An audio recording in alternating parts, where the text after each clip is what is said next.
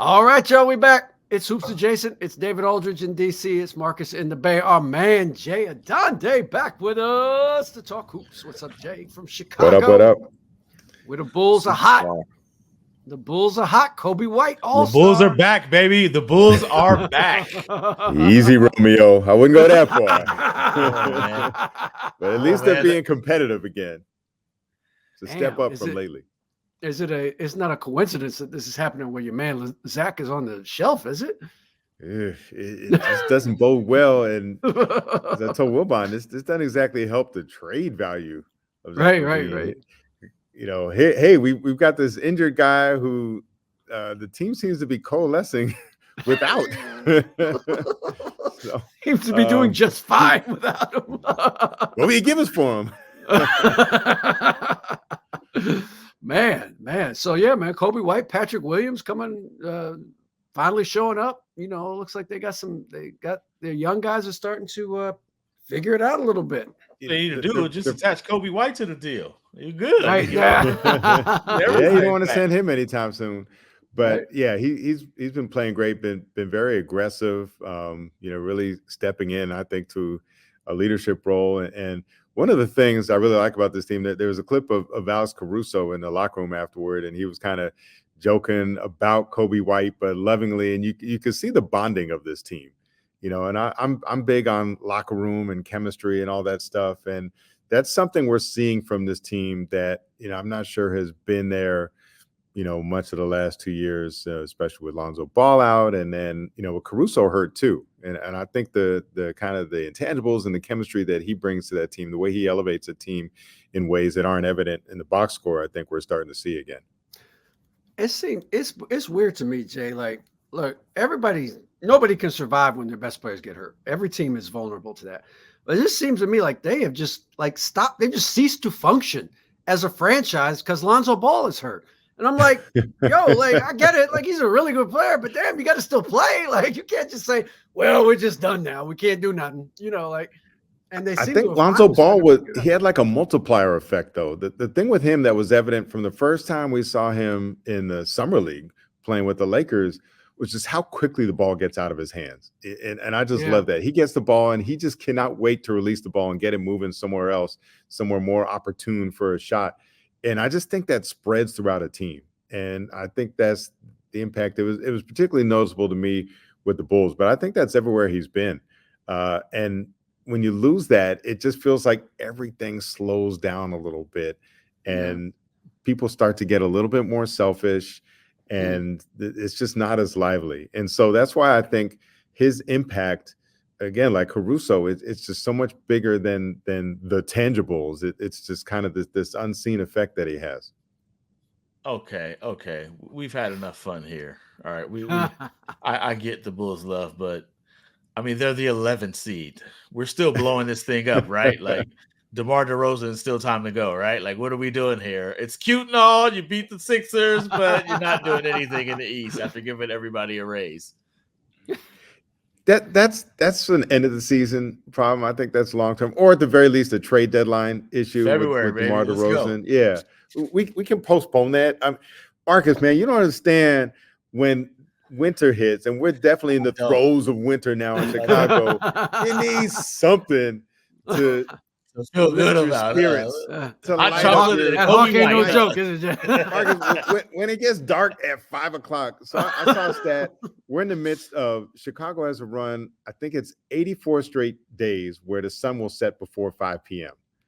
And so when that hits, you need something in those evening hours. So if the Bulls can provide some entertainment amidst the darkness, that the onset of which happens before 5, like you're not even done with the workday and it's dark. You realize how depressing that is. So anything that can bring a little light, a little levity, a little holiday cheer, we're going to take. So yeah, they beat the Sixers. They absorbed a 40-piece from Joel Embiid and still managed to prevail. They almost beat the Heat down in Miami. Took their old boy Jimmy Butler, last second shot to knock them off, but they played well and obviously were very competitive in that game.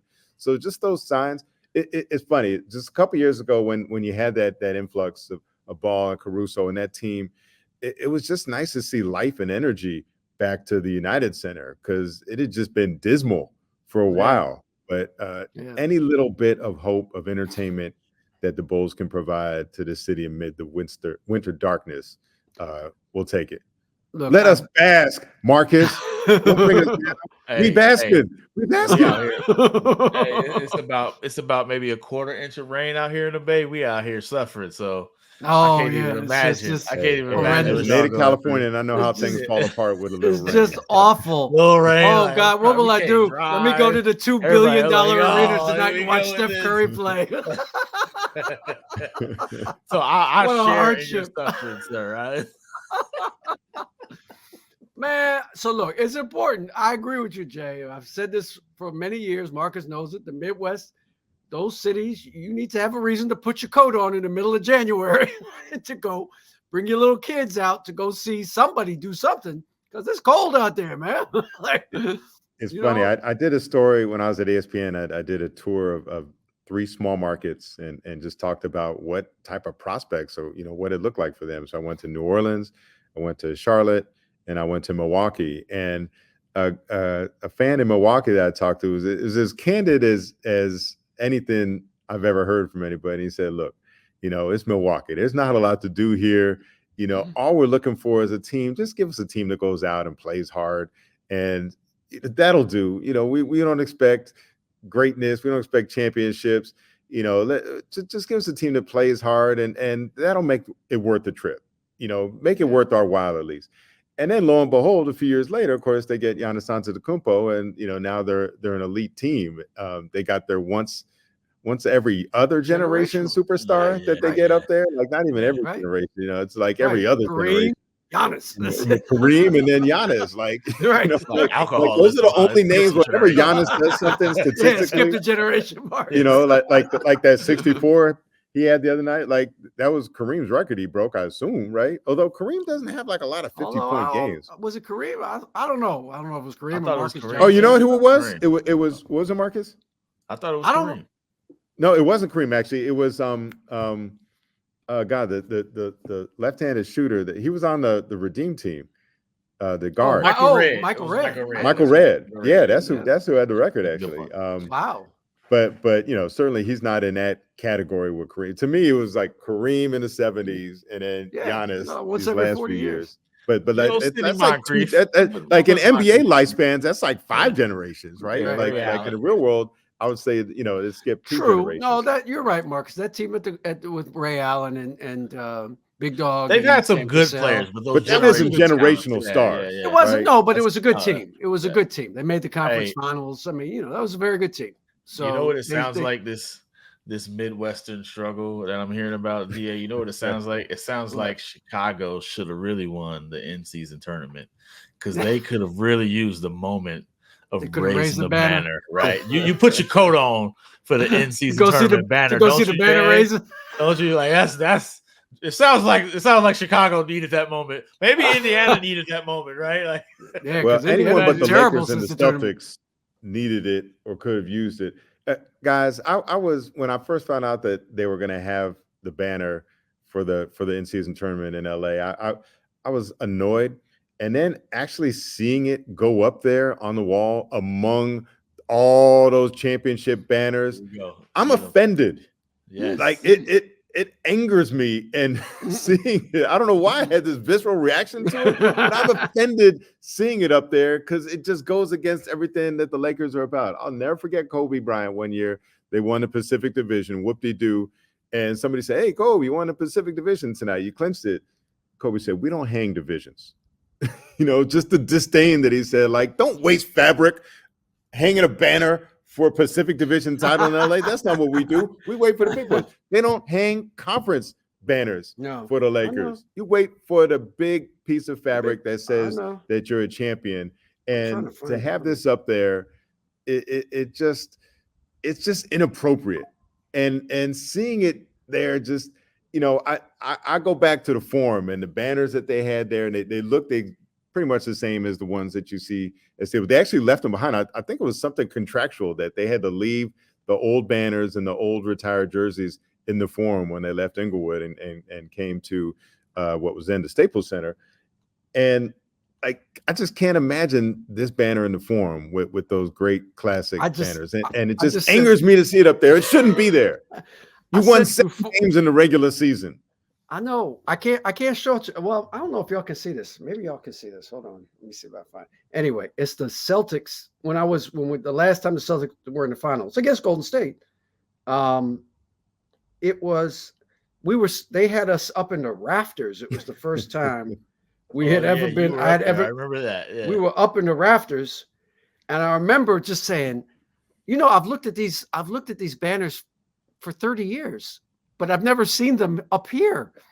And it was so powerful to watch the Celtics banners. I'm just looking at 1961 world champion, 1957 world champion, 1959 world champion, 1968 world champion. That's all they hang up here. Just the championships and the numbers, the retired numbers. That's it.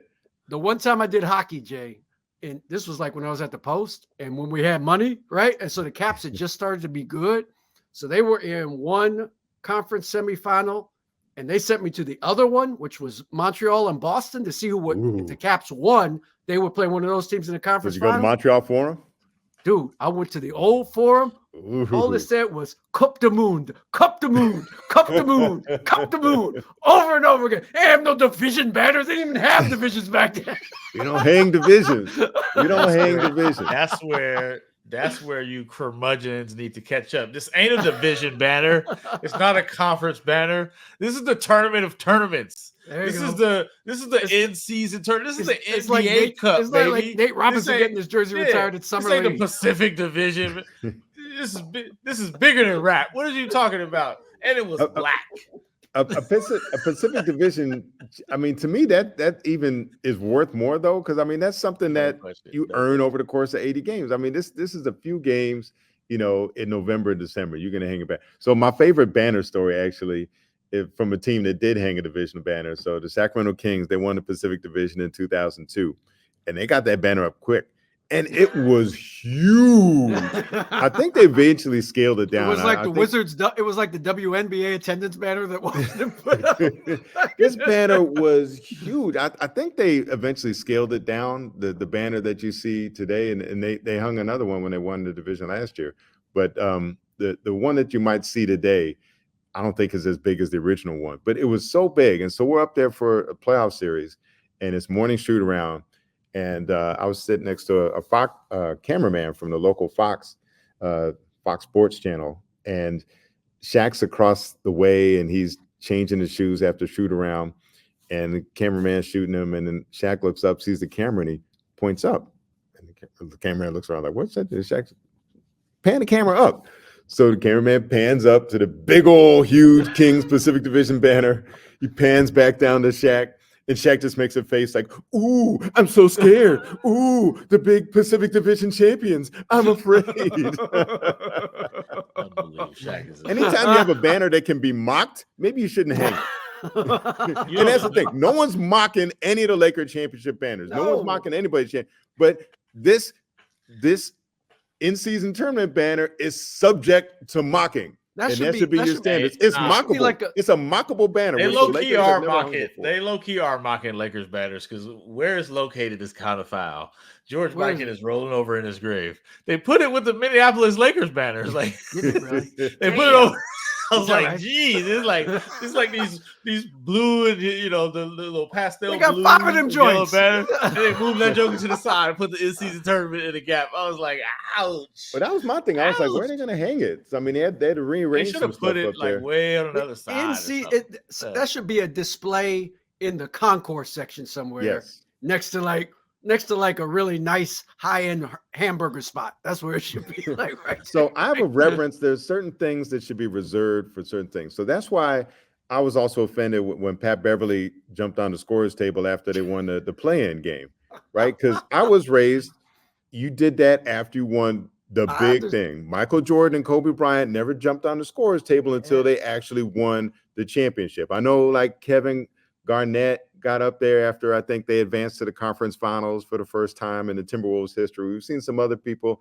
Your boy Gavin Maloof got up there after they won like a game during the series. The owner got a table dance during that great 2002 the only table Kings dance he got. I remember he said, I know. He said, it's a little early, but it's our time now. Like, well, a little premature there. That's why you want to wait. That's why you want to wait until there are no more games left to be played until you jump on the table. I'm gonna push back a little bit. I'm going. Push back a little bit. Push you, DA. Come on. Minnesota ain't making no conference finals. They ain't making no. I know this year they might. This year they might. This year, I'm saying that season that was their Super Bowl. I felt like that moment was about Patrick Beverley. That was a career moment. That was Patrick Beverley. So even if Minnesota make it, Patrick Beverley ain't gonna be the one standing on the thing. That was his personal. That's gonna be a cat. A cat. That's gonna be a cat jumping on the table. Moment. Yeah. Can you imagine if that's gonna be Ant jumping on the table? Do you want that to go down? Alexander Walker's jumping on the scores table. You got like Nikhil Alexander Walker jumping on the scores table after they win a championship. Edwards gonna be like, man, get out of the way. I'm gonna push back a little bit because when the Wizards had their one moment of glory in the last 30 years. When they forced a Game 7 of the Eastern Conference semifinals, and John Wall jumped on the table, people were killing it. I'm like, it's too early. Do y'all know how bleak it's been? It's like the biggest moment in franchise history. But they didn't even win that series, right? No, they lost Game 7. So like. Anytime there's still L's coming your way, that means it's too early to jump on a table. You should jump on a table when guess what? There's nothing that's gonna diminish that moment in retrospect. And that's when you look at the pictures of Michael Jordan on the table, you look at the pictures of Kobe Bryant on the table. There's nothing when you say, well, a few days later they took that. Nope, they were champions, unmockable. It's a new era. We celebrate participation out here. We take all our victories.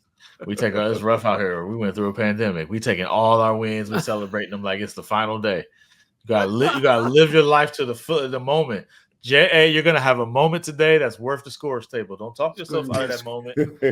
Don't rob yourself of that. So next to podium game, you're gonna have scores table. Scores table game. Yeah.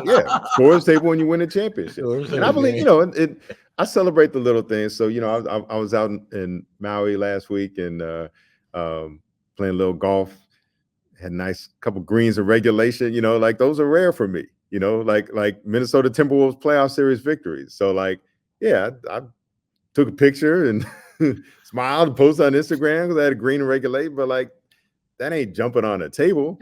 I didn't give myself a green jacket because I hit a green in regulation. You know what I'm saying? You didn't go into like Butler cabin. That was a celebration. I had a big smile and I took a picture. You didn't have Hootie Johnson. I'm not hoisting up a cup. I'm not donning a green jacket. No, man. There's appropriate levels of celebration. Like I'm not big on baseball teams. They win a division, they win that divisional series, like popping champagne after every round. The wild card, division round. I know it's a long season. Yeah. Keep the champagne on ice. First off, that's just a lot of champagne. I'm gonna push back on it because when the Nationals finally won a game in the playoffs, it was the play-in game basically, right? To get to the division series, they went buck wild in the locker room. They popped champagne, and I was all there for it. I was for it because they ain't won nothing till then. That's the first thing they actually won. So good for them. Pop the champagne. I'm not mad at them. And they went on to win low standards, low ambition, no ambition, having like popping champagne early. Speaking of which, JR, are you buying the Timberwolves as legit? I mean, they're 20-5. Is this real as it feels? I can see them in the conference finals this year. So, which, by their standards, that means you jump on a table. They're going to be on the scorers table again. Do you hang a banner for? I'll go to the nap in May. That's nice up there in May. It's nice. Oh, it was lovely. So their lone trip to the conference finals, they played the Lakers. So I covered that series. It was beautiful. I loved going out there. Like it was entirely different. Like I don't think I'd ever been there outside of the winter month basketball season before. I had a whole new appreciation for Minneapolis. It was nice. We were there for the for NABJ a few years back. It was nice there. I like even in wintertime. I like Minneapolis actually. That visit was marred by chicanery and lies, but we're not going to go into that. The NABJ one? Yes, in Minneapolis. The last Okay, one. All right, I'm gonna You have know, to. you know the We'll story. have that We'll offline. have that story offline. Things were promised that weren't delivered upon. So. But yes, it's beautiful. Oh, I know what you're talking about. Yeah, you know what I'm talking about. Yeah, at the Purple Palace, so to speak. Yes, yeah. That was very disappointing. Yes, that was very yes. disappointed. But there's a picture of me and Kim Bardekian at the award ceremony. We were thrilled because neither of us had the pleasure of seeing someone in person in concert. And we were like, oh, we're going to finally get to see this person in concert live for the first time. So we can share those details. I have a way to connect it to the NBA too. Okay. A couple of All-Star. Marcus, do you know this memories. story, by the way? You want to tell it, Dave? No, you should tell it. Then I'll tell my All-Star. No, you tell it. You tell it. You're the one that thought of it. I will just say that it was intimated quite strongly that there would be a performance by a certain individual who resides in Minneapolis. Who's no longer with us. Who's no longer with us. Dang it, I was about to say Troy Hudson. Rapper Troy Hudson.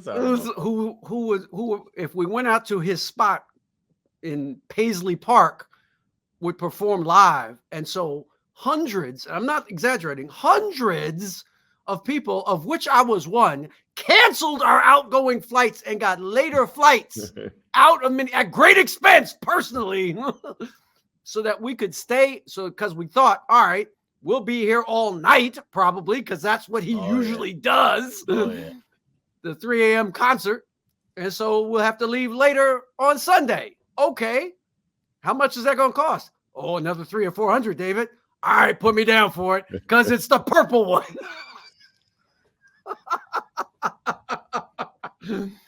Lo and behold, everybody buses out to Paisley Park. You go to the stage ain't set up. And you go, that's odd. if there's going to be a performance. You think there'd be some instruments out there? You think there'd be people scurrying about the stage, making sure the sound checks are right, check 1, check 2, that sort of thing. And was not delivered upon, And then we were told afterwards, well, we never actually said it. And I'm like, no, you didn't say it, but you intimated it. Right. What else are you supposed to do out there? Right. and Marcus, the thing that was really the worst part is that they literally are selling bean pies in the lobby. I'm not kidding. The bros are selling bean pies. And I'm like, are you serious? Now I'm supposed to buy a bean pie while I'm here? And Marcus, you weren't allowed to have any cameras or your cell phones. No phones, like you had nothing, to check them in. So Yes. couldn't take any pictures. Didn't even get any pictures so forth. So like right when you walk in, there was the motorcycle from Purple Rain. It's sitting right in the lobby as we're waiting to go in. And man, did I want to get a picture like riding on a motorcycle from Purple Rain, right? Like that would be a great picture to have. Nope. Didn't even come away with that. Yeah. So I got word early. NBA, so it was just a tour? Yeah, it was just a tour of Paisley Park. Basically, it was just a tour.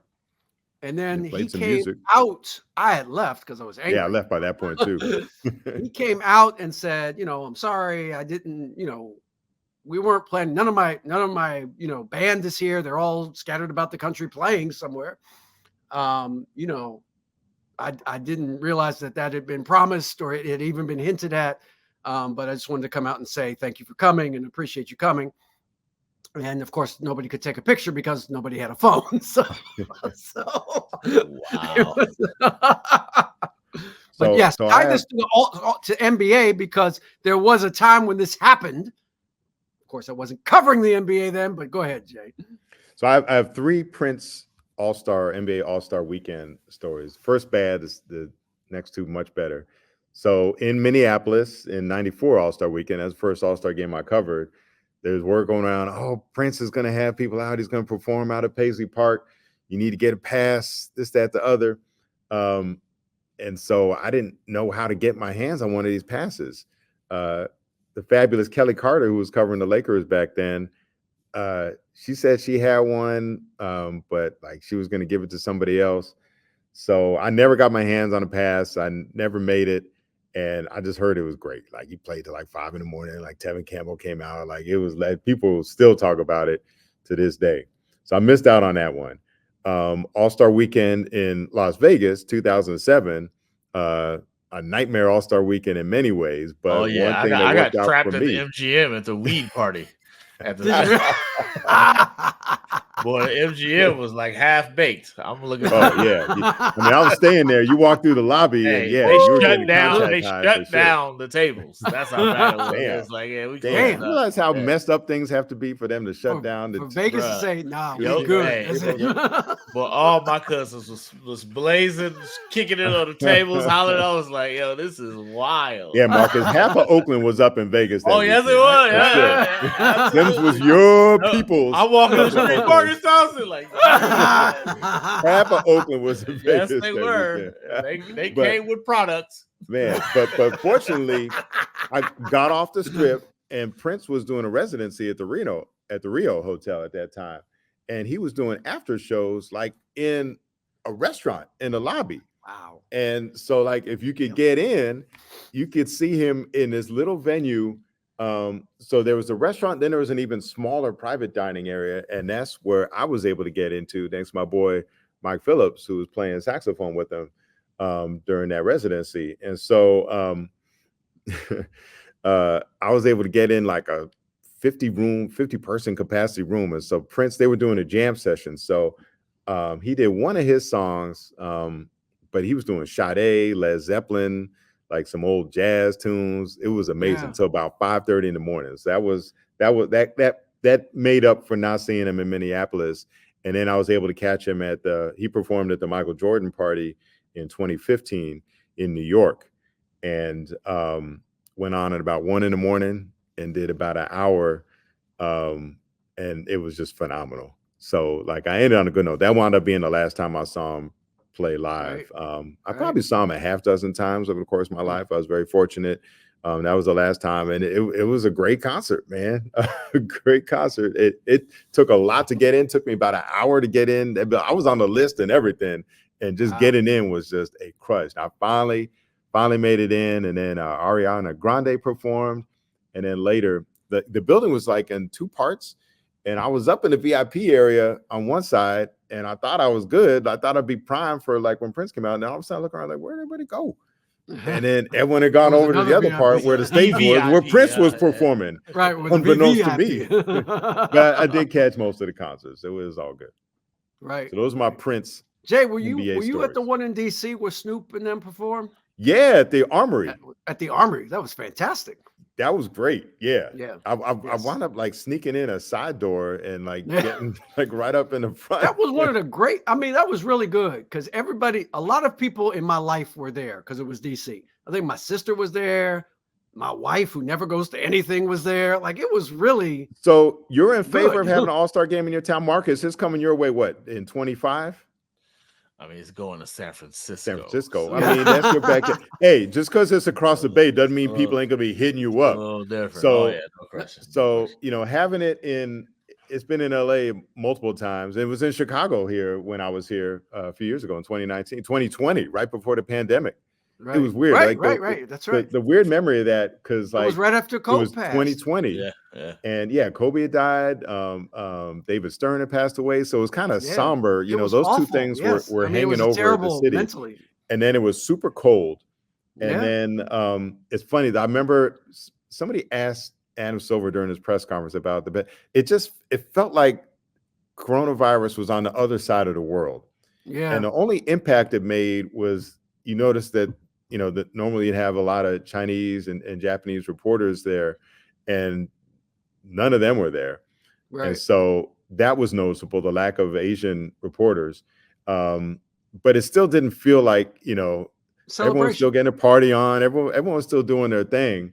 And then, about a month later, wham, everything shut down. But Marcus, you don't want it. I don't know, Dave. You have good memories. I don't have great memories from when it was in LA. That was it. No, the rest of it was everyone terrible. was hitting Not me up. terrible. Not No, terrible. Everyone's but hitting it you was- up. Oh, where's the The hookup? Where's the hookup? Where's the hookup? The I ain't last got one the that hookup. was Leave me alone. here, the last one that was here, I wasn't even an NBA reporter yet. It was That- I was 2000. that remember you- it rained so Yeah. It much. rained. It 2000 rained rain, the yeah. entire time we were there Yeah. in Oakland. From Yeah. the, I'm not kidding. From the second we No, left, no the question. second we No- landed to the second we took off, 5 days. That's how I got rain. in. It That's how I was got. That's how I pouring. got to cover it because I got. Remember NBA the jam session when it was like a tent outside. Yes, yes. They yes. sent me. I was covering like high school and college, and they Right. sent me to cover that. And then I worked my way into the dunk contest. Yeah, Right. it was. So it was I went to that miserable. dunk It was contest. terrible. I mean, it was like that was the Vince Carter dunk yeah, contest. it was Vince Carter dunk yeah. contest. It was yeah, Vince Carter's was- dunk contest, so that was phenomenal. To actually was be it, in yeah. there, Yes, that was you know, great. and dunk contests are best watched, you know, I think on TV, so you can see the replay. I don't know if they True, had. but Did they that have a particular- screen? They in the had arena it at on. that time? They had the jumbo. Yeah, no, but you yeah, could Okay, see they it. did have You could one. see it. Yeah. I just there, remember Allen Iverson and them because I was like enamored. I was like, "There's Allen Iverson." That's when like media could get real low. They Right. were going We're nuts. going with nuts. Vince Everyone's Carter. going It was, nuts. like, No, that was the best unbelievable. dunk. That They was the were best going dunk crazy. contest I've ever seen in person. I wasn't there for Jordan and Dominique, but So that was That the was- best individual performance. To That's me, what I the mean. best contest that I've seen in person, and I think the best ever was Mhm. Toronto with Aaron Gordon. Gordon and Zach- and and Zach, Zach. Levine. Yeah, That that was was pretty good. incredible. That was good. because that was because good. the Chicago one in what was that 88, David? Neek Yeah. versus Jordan. That was the year that before I one, started covering the We league. had seen all those dunks had been done before. I know, but not that well. Those guys had done those dunks. I mean, yeah, the pressure, the Not that matching, well, the one drama, after another, the though. drama. But we'd seen Jordan from the free throw line before. We'd see Dominique bring it down low Right, before. right. We'd seen Jordan lean in like he'd done this. All those dunks have been seen before. Zach Levine jackknifing over a mascot. Yeah, that That was new. Zach Levine going between the legs from the free throw line. That we hadn't seen before. Yeah, So no, that's that dunk contest was crazy. That the dunk level, contest the was level, crazy. the imagination, the way they It was took it great. to the The next level. execution too. It wasn't like a lot of Execution, misses. yeah. The they one were- in Brooklyn, was that the next year or the year before, was really good too, because Zach Levine was in that one as well. Yeah, 2016. It was good. Yeah, they had Actually, 2 good years. Aaron Gordon dunking over Taco Fall Yeah. here in Right. Chicago was pretty good. Right. Right. You know, right. like it's amazing. Like if I think I did a picture like composition of, you know, the jackknife dunk over the mascot, the Taco Fall dunk, and to think that guy didn't win either of those dunk contests. Right. It's Yeah, just something correct. wrong. That needs to be rectified. We need a banner. Right. You know what? You know who deserves Yeah, a banner? Aaron Gordon. Aaron almost Gordon deserves a banner. He I mean, literally took a seat in the air. put an Aaron Gordon banner next to the Next to Nuggets championship the banner. Nuggets It says title Aaron banner. Gordon like He's got 50s, right. like 50 pluses in the dunk contest. He deserves a banner for not winning something. Aaron Gordon deserves a banner. Fortunately for me, JA, I happen to be residing in the same area as another far more contemporary fella. So I don't have to worry about people reaching out to me because everybody's just going to call Mark Spears. And he's going to. Oh, Spears is going to Yeah, get blown. Spears is the one That's who's true. going to have the That's tough true. time with the All-Star game, man. I'm going to try to hit him, you know, try to get an invite. I'm to going to that- hit him that too. supper Like, hey, club. Spears, can I get You know, he's Can I a get part the of hookup? that Swank exclusive, you know, Yeah. club club he's membership in. spot. Yeah. No, I know. It's nice to be him. Yeah. So You know what I I'm gonna hit him remember up. most You're from? You know what I remember most from 01 though, Marcus? You know, this is funny. Or for 2000. 2000, right? 2000. So, you know, every year, at least they used to do this. I don't know if they still do it, but every year they would Did bring they stop out, after this? I think they might might have have stopped after this. Jay, they will bring out somebody representing the next city, right? So it was like the Olympics. Like you would bring in Right. You pass somebody the for the torch. next Olympiad, right? And like figuratively pass the torch. So this time they thought they'd be cute because Chris Cohen was hated so much by Warriors fans, the owner. They thought, well, we'll sanitize this. We'll bring him out with MJ because the Yeah. next game was in Washington the following Yeah. year. I've never seen a human being get Yo, booed that They bad. booed that Oh my man. God. They booed that man so relentlessly. It was. I've never been more proud of my city. I mean, it was a cascade. It was. Oh, it was. It unbelievable. didn't stop. It went Yeah, on for no, like it was- 30 seconds. It was bad. Yeah, it was bad. He never. Hey, He never. I don't think he showed his face again. I think he never spoke, never did an interview, never came out again. Never, sold the team 10 years At the later. All-Star. Like, And the thing is, like, they, like All-Star games, it's usually not like the home crowd because it's so corporate. The league has so many of the tickets, and they give all the tickets away to their corporate partners, right? Like All-Star games are usually kind of dead. We snuck in. We took over that thing like the MGM Grand dice game. Like we was in that. Yo, I've never heard anybody get booed like that in my life. I actually felt bad for him, but like, damn, it was bad. They was trying to be slick though. Go stand next to MJ. Now MJ caught all kinds of strays that day. Like MJ was like, "Yo, who am I standing next to? This is crazy. Who is this?" Well, I mean, it's like when Laker got booed on was it Chris Mullins? Chris Mullins jersey retirement. Yeah, you know it's bad when Rick Barry got to grab the mic. Rick Barry grabs the mic and like, "Come on, you guys!" I was like, "You're not making this better. Come on, you guys, have some class." Right? Rick Stop Barry, it! like, he turned into Grandpa Rick. Chastised him. I wasn't there for the corn booing. They booed him again. So it's funny that there's a whole bunch of us who weren't actually in the building that day. So we were all up in the Bay for the weekend. But then Tiger Woods had that winning streak going. This is 2000. This is Tiger Woods at his peak. Yeah.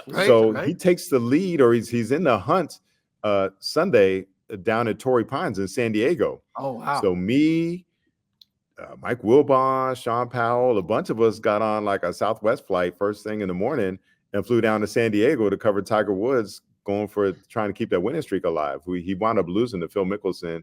And I'll never forget, we're walking on the sides. I don't know how we all got credentials so quickly, but we're all down there walking inside the ropes.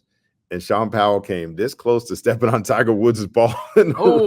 Could you imagine that? Tiger Slam, right? Wasn't that Tiger Slam? Well, that was the year that he won everything, right? Yeah. So, he didn't win the Masters, but he won the U.S. Open. Like, he won the other three, and then won the Masters the next year. Won the British Open and won the PGA Championship. So that was Tiger at his best.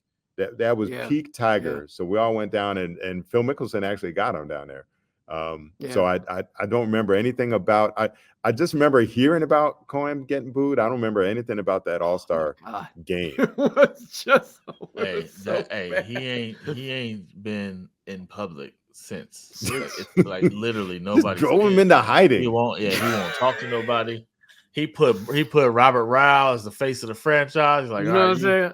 You got this. That might, hey Marcus, we might have to collaborate on that for 25 because it'll be 2025. It'll be 25 years. We might have to do a piece on that. Oh, especially it'll be back in the Bay. Absolutely, right. I mean, you definitely got to revisit the dunk contest. I Zach Harper did a great. He did a great oral history of the Vince Carter dunk contest. It's worth doing again. I want to do the booing. I want to get a copy of the booing and play it for like the Philharmonic Society and get their review of the melodic harmony of the arena in Oakland. See how? I mean, the thing is, most booing, it's not captured on the broadcast, right? Right. Usually, and sometimes when it's mixed, it's hard to tell when you're watching the broadcast, like what the percentage is. I wonder if it's like that. Yeah, but in the building, it was. No, it wasn't mixed. Yo, this is crazy. I mean, some people had to be clapping for MJ, right? Like it's Michael Jordan. You hear him. I couldn't hear him. All I heard was the boos. That's what. Hey, that was a life-changing moment. That dude has never been the same since then. Disappeared. At least Joe Lacob promised the banner and got booed, right? and then delivered. Like you gotta bounce back after that. You gotta bounce back. You can't walk away. I was just reading a story about how like Monte Ellis was at the game with his kid, right? And him and his wife. Steph, like Steph would catch up, like. When did they get cool? Because like they ran him out to clear the way for Steph, right? Like because they weren't coexisting all that well, right? It was that is one of the weird relationships. Steph used to admire Monte so much. I don't think Monte before he played with him, right? No, like while he played with him, like Steph. I'll never forget this. Steph looked because Monte the first day of training camp was media day, and that's where everybody used to sit at a table. Monte comes out, was like, can't win with him. Can't win with two little guards. I mean, he basically was like, yeah, we can't win together. You can't win like that. Like Steph's first day, we like, yeah, that's what I remember. But Steph was like, all right, I'm about to win him over, right? Like that's the Steph thing. Like I'm going to win Monte over. Right? Yeah, like, literally, he was like, okay, I'm gonna win Monte over, and I think he did end up winning Monte over. There was a period because Monte's real beef was with Don Nelson. That's what his beef was with. His beef was Don Nelson and the Warriors. Because remember the Warriors when he lied about the moped and busted up his ankle, said it was basketball, and then he's mad at Nelly for that. He was mad at the organization for that because like they were essentially saying we reserve the right to void your contract because he had just signed the contract. So he was like, void it or not, like pick a side. Like 65 million. It was like 66. 6 years, 66 million. Yeah. I don't know why I remember that number. It was an exorbitant contract. They were like, if you come back, we're gonna hold it over your head. We're gonna see how you look first. And he didn't like that. He was like, either void it or don't. But like, don't make me sit like this. But then Nelly was always on his case about, being professional and all that. Him and Nelly just clashed from style of play. Nelly likes a certain type of player. Monte didn't really fit it. I mean, it's tough. Like Steve Nash he was from Steve Nash and Baron Davis to Monte. Just a different type of player. But there was a stretch where Monte was like out for a minute and Nelly was like, here, Steph, this is your team now. And Steph went nuts. I mean, absolutely nuts. He was like dropping triple doubles. Like he almost like took rookie of the year from Tyreek Evans. Like he was on one. And then I think after that, Monte was like, okay, this dude's pretty good. And then they were cool after that. And I remember the moment Steph was very happy because they used to do this thing where, you come in and you slap the hands of the guy you coming in for. Right. And when Monte would finally like slap his hand, because Monte would just walk. He coming out the game. He mad. He ain't no high fives. Then he goes to the bench. He came out the game and he slapped Steph's hand. Steph, I'm sitting courtside. Steph looked at me. It was like, I told you I was going to get him. I told you his mission was to win him over. Like he it was his vet. Like it was the guy he came into the league with, right? Because before that, remember, it was Steven Jackson. Steven Jackson asked for a trade. Like he signed a 3-year extension and then asked for a trade like the 5 games into the season. And then they traded him. Like Steven Jackson fleeced this dude. Like he had 2 years. He got a 3-year extension and then demanded the trade. It's one of the great hustles of all time. And was calling the shot before he was gonna do it. Like, I'm about to get me an extension. We like, why would you extend? You got 2 years left. And he got him an extension, 5 year, like, and then was like, yeah, I don't want to be here no more. I'm out. It's one of the most gangster moves I've ever seen. I love this league so much. So just when Monte and Steph were cool, and then they got Monte up out of there. Yep. And that's why the fans were booing Lake up that time at the Mullen party, right? Because they were mad because a lot of it Monte was beloved. It's funny to think like it's unimaginable now, right, Marcus, that Monte was the more beloved between him and Steph at the time, just because Steph didn't have any equity. You got to understand, like as a Warriors fan, it's like you were saying about Chicago, like with the Warriors fan, you didn't have to beat the guys, but man, just for one game, go out and play with the best dudes in the league.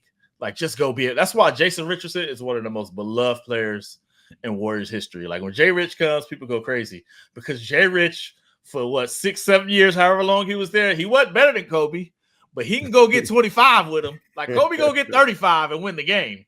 But Jay Rich was out there with him, and that's all you wanted as a Warrior fan. That's what Monte was. Monte's like, yo, I'm about to go get 30. Like, I'm not gonna play no defense, and we ain't gonna win. But I'm gonna get 30, and that's people love Monte. He was exciting too. It's weird in hindsight. It's one of the big misses by fans of all time, right? You know what's funny? You know what I'm a fan of? That reminds me of appreciation, fan appreciation. So I don't like the premature scorers table hops. I don't like hanging those minimal banners, the divisional, the conference banners. But I'm a banner snob. Yes, I am. I grew up with the Lakers. What can I say? But you know what I'm a fan of? I'm a fan of the organic fan applause for a team whose season ends early, but who gave it all they had. So one that stands out to me, I was in the building for, was the 2010 Oklahoma City Thunder, and they lose in the first round of the Lakers. They'd won 23 games their first season in Oklahoma City. Their second season, they jump up to 50. They doubled it, more than double it. They jump up to 50, and they gave the Lakers a pretty good run in the first round. And they lose at home in game 6, like last second shot, I think, by Pau Gasol, tip in. And the fans gave them a standing ovation, even though they lost in the first round of the playoffs. Why? Because they appreciated how far that team had come. That I'm a fan of. That's something that, they don't make banners for that or rings or something like that. But I like when a fan base can say, you know what, you guys are going home early, but we appreciate what you did. Here's a standing ovation on your way out. Hold your head high. That I like. I don't like getting on the scorer's table after the first round. I like when fans appreciate and send off their heroes for a job well done, even if it's a first round exit. It's funny you say that, because my favorite all-time example of that also happened in Oklahoma City. When Kevin Durant made his first return back, that was one of the most intense environments I've ever been in, like to the point where it was very uncomfortable. Like it was like that was like LeBron coming back to Cleveland. It was, yeah. If that's probably what it felt like. The worst environment I've ever been in. It was unbelievable. It was unbelievable. Like the hatred was palpable. Yep. And then, of course, obviously, it's the Warriors, right? They blew them dudes out. It was like they were down by like Thunder's down by like 20 something. They waved the white flag. They gave them a standing ovation. Like down 20 something. Clapping. Yeah.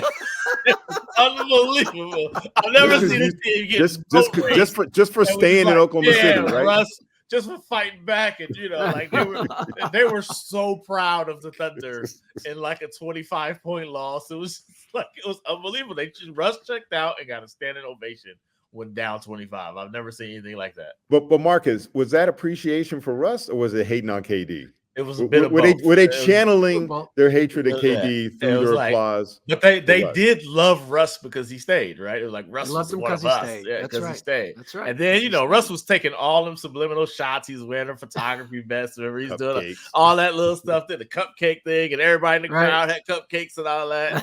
So, then they had a few words on the court. But, yeah, they were ready to fight for Russ that night. Yeah. And Marcus, did you have like any fear? Because I remember I was at ESPN. It felt uncomfortable. I was at ESPN and they asked me if I wanted to go to Cleveland for LeBron's return. I'm like, I don't want to be in a building with 20,000 angry people. You know what it made me think about? It made me think about the Celtics back in the day. Like, I don't know if I would want to go to some of them games. Like, especially hear how Bill Russell was talking about him. I was like, I don't know. Yes. I bet a lot of the arenas were like that, right? Like I will tell you this: the Jazz. I was at the Cleveland game when LeBron came back. It was not good. It was not good. It was as uncomfortable as I've ever been. And I just wouldn't want that. Like, I didn't hear anybody say anything like I heard in Boston Garden in 1989 for Game 5 between the Knicks and the Celtics. Yeah, that's how I felt that way in Oklahoma City for that game. Cleveland definitely takes you there. Cleveland gets you there during that little run. Yeah. But I remember Warriors, Barrett and them in Utah in 07. Like that was like, that was. I was like, yo, it's palpable. I mean, first off, just the it's just the angry look on everybody's face. And, them crowds are very like, it's very, the hegemony in the crowd is very obvious. It's very, but very us versus them. I mean, I was there. Right? I was there with the Lakers for some series. And so obviously those teams had history. I mean, the Jazz and the Warriors, they didn't really have beef though, right? Like, I think Steven Jackson and Baron Davis were just like not the Jazz. Just drew it out. Yeah, they just, Barron's Hollywood, Steven Jackson, and keep in mind this is also post Malice in the Palace with Steven Jackson, right? So it was like the venom, and then they upset Dallas, so they were the upstart team. Everybody was talking about them. It was just like, that was like my first. Remember Derek Fisher came? That's when Derek Fisher's daughter had a situation. He had to come back late, so he was like the hero. But that was one of my. No, that was literally my first postseason playoff experience. Wow. Like the Dallas one before that, but the Warriors hadn't been to the playoffs, so it was like sitting there. It was like, and you're basically amongst the fans, right? You're like, yo, Yeah. yeah. Oh, because that was when you sat like three Right, rows up. courtside, That was when yeah. you used to have to go, if you had to go to the babathroom during the game, you had to wait Yeah, for you a had to get timeout, and you had to walk on the court and walk around the huddle. Yes. You're to like, go yo, back. please don't Those let seats this were go great. bad. You were right in the. I used to love those seats in Salt Lake Yes. City. Please No, don't they let were it great. go Delta bad. Center. All right, Jay, I want to get you out of here on something slightly less toxic, but also about fans and players. And you recall back in the day when in the Magic years when the Lakers played Golden State in the playoffs, and they Sleepy literally Floyd. Run TMC, and they Okay. brought Run DMC out. I remember that. Before the game. I remember the line. I'll quote Yeah. you what Magic had to say afterwards.